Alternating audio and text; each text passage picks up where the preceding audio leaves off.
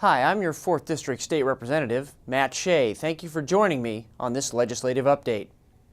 You might recall a song a few years ago by the Beatles. The song went like this: "If you drive a car, I'll tax the street. If you try to sit, I'll tax your seat. If you get too cold, I'll tax the heat. And if you take a walk, I'll tax your feet." Ladies and gentlemen, that's the song the majority party is singing here in Olympia. It's a pretty disturbing list of how they want to shake down taxpayers. Let me give you an idea of the taxes they are considering. They want to give local governments more taxing authority. They want to add a new expensive street tax onto your utility bills. They want to impose an oil tax. Here's another one, allowing counties to impose a sales tax increase of 0.3% without voter approval.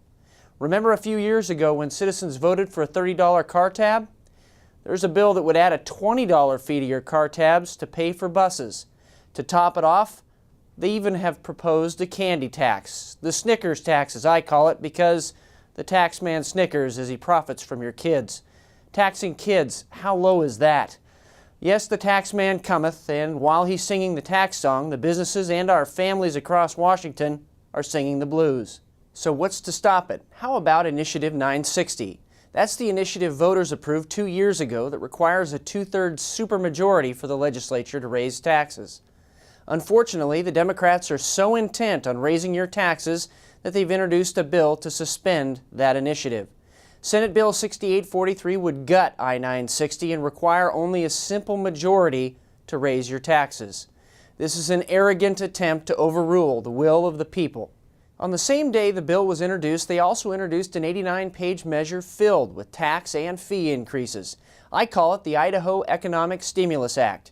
That's because those of us who live in the Spokane area know that tax increases will force many of our local businesses to either shut down or simply move 20 miles across the border into Idaho. Great bill for Idaho, not so good for us. Not only that, more than 6,600 people in the 4th District are out of work and looking for jobs. Tax increases will end up hurting families and businesses and lead to higher unemployment. The best way out of our budget mess is by allowing the creation of jobs in the private sector, not taking more money from people already struggling to pay their bills. We need to balance the budget using existing revenue, not new taxes. We need to prioritize spending, making sure we take care of education, public safety, and the state's most vulnerable citizens. It's time to stand up to the tax man. On February 15th, people from all over the state will be coming to Olympia to push back against new taxes.